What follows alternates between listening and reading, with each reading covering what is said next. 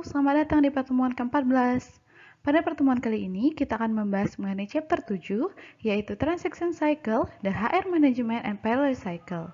Pada modul 7 kali ini, kita akan membahas mengenai siklus dari manajemen sumber daya manusia dan juga siklus dari penggajian. Langsung saja, kita masuk ke slide berikutnya. Untuk pembahasan pertama, kita akan mempelajari mengenai HR Management and Payroll Cycle, yaitu siklus manajemen sumber daya manusia dan juga siklus penggajian. Langsung saja kita masuk ke pembahasan pertama, yaitu siklus dari manajemen sumber daya manusia. Siklus manajemen sumber daya manusia, yaitu mencakup perekrutan karyawan, yang kedua, manajemen peninjauan kinerja, dan yang terakhir adalah pengelolaan pemerintahan karyawan atau layoff. Tujuan dari fungsi sumber daya manusia adalah untuk merekrut karyawan yang sesuai secara efektif, efisien, dan objektif, mengelola tinjauan kinerja dengan teratur, serta mengelola keluarnya karyawan saat masa kontrak kerja telah berakhir secara menguntungkan. Staf sumber daya manusia bertanggung jawab terhadap kualitas dari karyawan yang dipekerjakan oleh organisasi.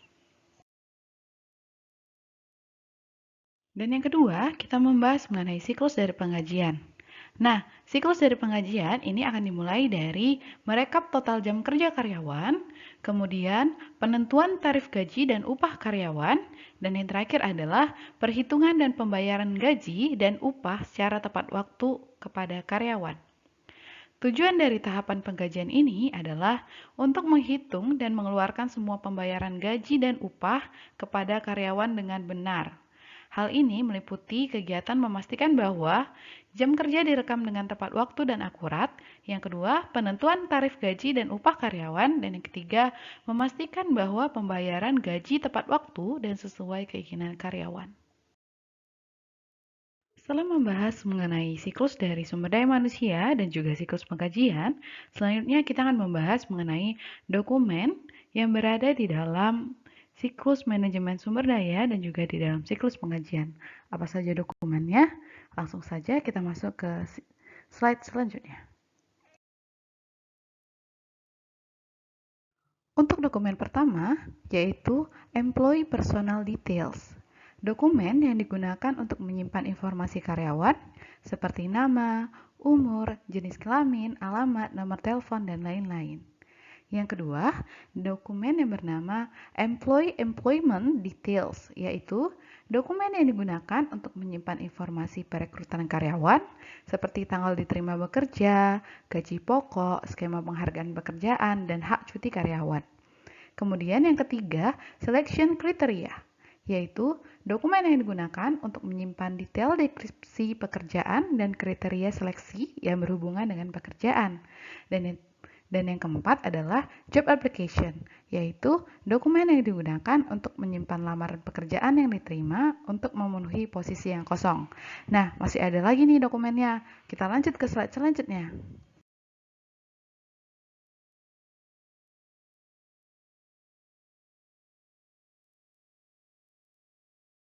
Dokumen selanjutnya adalah Termination Letter. Termination Letter adalah dokumen yang digunakan untuk mengajukan permohonan pengunduran diri karyawan. Isinya meliputi tanggal pengunduran diri dan alasan pengunduran diri. Kemudian selanjutnya, Employee Performance Review. Dokumen yang digunakan oleh pimpinan untuk melakukan peninjauan kinerja karyawan. Selanjutnya ada timesheet, yaitu dokumen yang digunakan untuk menampilkan detail informasi, jumlah jam kerja dan tarif gaji atau upah per jam yang masing-masing karyawan. Lalu dokumen yang terakhir ada payroll. Dokumen yang digunakan untuk menampilkan daftar gaji karyawan, seperti total jam kerja, tarif per jam, pemotongan pajak penghasilan, dan jumlah gaji yang dibayarkan kepada masing-masing karyawan. Nah, apakah dokumennya hanya 8 dokumen ini saja? Tidak, masih banyak dokumen-dokumen lain yang ada di dalam siklus ini. Nah, 8 ini adalah dokumen yang dibahas di dalam pembahasan kita kali ini. Oke, selanjutnya jika ada dokumen lain yang kalian ketahui, silakan kita diskusikan ke forum diskusi. Pembahasan terakhir Dari modul kali ini adalah Data and Decision in HR Management and Payroll Cycle Overview, yaitu data dan keputusan di dalam siklus manajemen sumber daya dan juga siklus penggajian. Langsung saja kita masuk ke slide selanjutnya.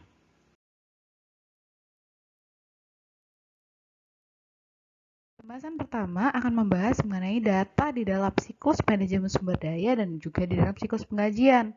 Yang pertama ada namanya employee data atau data karyawan.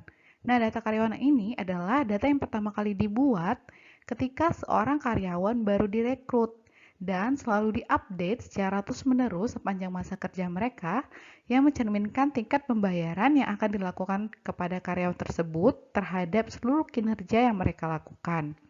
Tetapi di dalam data karyawan ini tidak terlibat pada kegiatan pembayaran gaji.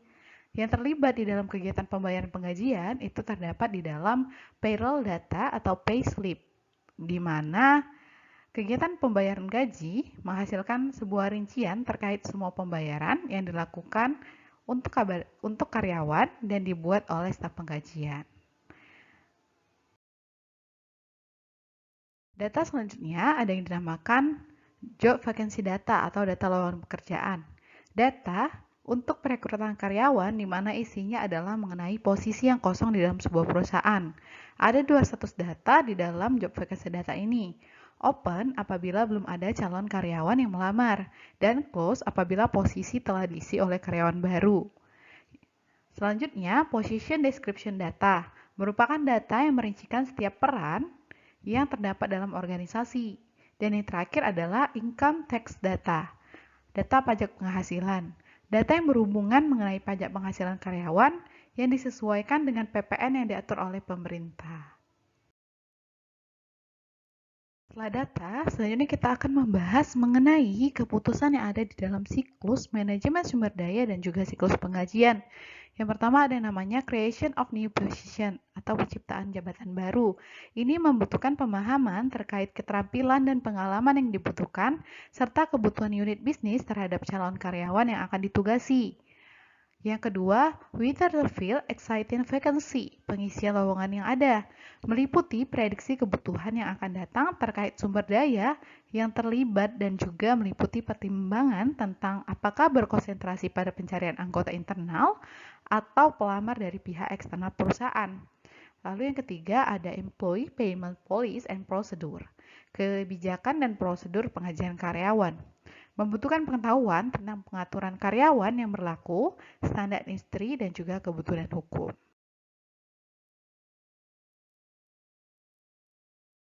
Nah, dua keputusan selanjutnya, yang pertama ada identifying and dealing with underperforming staff. Identifikasi dan penanganan staf yang berkinerja rendah. Membutuhkan pertimbangan tentang histori karyawan dengan organisasi dan pemahaman yang jelas tentang target dan tujuan yang sesuai untuk karyawan tersebut. Dan yang kedua, ada calculation of payroll amounts. Membutuhkan pengawasan tentang kondisi kontrak pekerjaan, jam kerja, gaji, dan tingkat tumpah yang dapat dibayarkan serta jumlah cuti yang ada. Nah, dari keputusan-keputusan tersebut, intinya adalah setiap keputusan harus memiliki pemahaman-pemahaman mengenai siklus yang ada di dalam HR manajemen dan juga payroll. Oke, selanjutnya. Itu saja mengenai pembahasan kita kali ini. Selanjutnya saya punya satu tugas, di mana tugas ini tidak dinilai, tetapi hanya untuk menambah wawasan kalian. Saya minta untuk mereply dari video ini di dalam forum diskusi di Microsoft Teams. Reply selain mengenai tentang video ini, yang kedua yang harus kalian reply adalah coba kalian buat satu contoh lamanan pekerjaan.